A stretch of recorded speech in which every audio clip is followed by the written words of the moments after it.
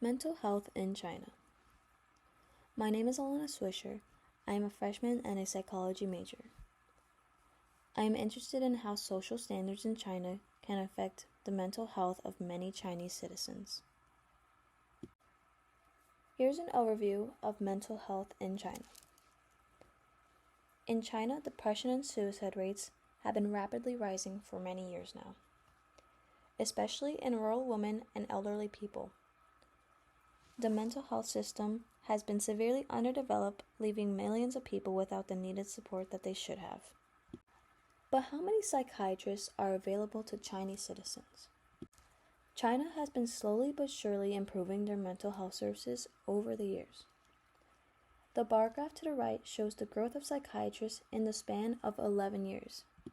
In 2004, there were 16,103 psychiatrists in China. In the span of 11 years, this number grew to be 27,733 psychiatrists. To some smaller countries, 27,000 may seem like a large number, but in 2015, China had a population of 1.38 billion. 27,000 psychiatrists would not begin to be enough resources for a population of 1.38 billion. Since 2015, the population of China has grown to be 1.4 billion, which means that it's slowed down, but it still lacks the resources that they need. The healthcare system. There are only about 2 psychologists per 100,000 people in China, which is far fewer than many other countries in the world.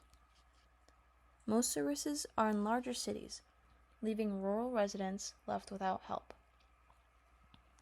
Hospitals also focus on more severe cases like schizophrenia. A study shows in 2020 mental health accounted for less than 2% of healthcare spending. Also, a study in 2015 showed that 41% of counties in China, which were mostly rural areas, had 0 institutions providing mental health services to citizens of China. This number also relates to why most suicide rates are within people in rural communities. Cultural stigmas in China. Cultural stigma can relate to traditional values, fear of discrimination in work or marriages, and saving face. This is one of the biggest barriers to mental health care.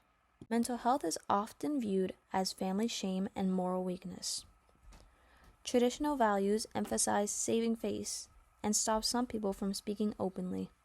This causes people to avoid seeking help, fearing discrimination in social and work environments, and sometimes even their own marriage. But what is saving face? Saving face means maintaining one's reputation, dignity, and avoiding public embarrassment. Making mistakes in front of peers or behaving in a manner that is seen as uncivilized or disrespectful can affect one's appearance. The social credit system. In China, there are many cameras in public areas that monitor its citizens. The facial recognition can affect one's points if a citizen is caught doing something against the rules, even something as small as jaywalking. Imagine jaywalking a few times in your life, and suddenly that affects your employment or is the reason you get turned down from a job. The social credit system in China can relate to saving face. Performing actions that are frowned upon can lead to punishments and affect one's life. It is not one of the biggest issues connected to mental health, but it is one of many factors that can lead to stress and anxiety. Consequences from poor social credit could affect one's employment, travel access to loans, freezing your bank accounts, and more. For some Chinese citizens, this may cause fear and anxiety if they are worried about being punished. Work and social pressures in China. Students face academic stress, especially with the Gaokao exam.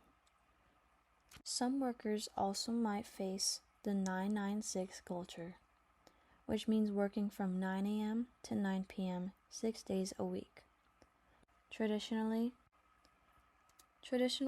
some families also expect children to succeed academically while also caring for their parents. For example, a student studying for the Gaokao exam may study about 12 hours a day, affecting their sleep and mental health. On top of long, restless hours studying for the Gaokao exam, taking care of their parents while also studying can affect their stress and mental health. Still today, fewer than 1 in 5 people with mental illnesses receive mental help in China. Mental health in China is shaped by a cultural stigma, overwhelming social pressures, and a weak healthcare system. Progress is being made, but there is still a long way to go.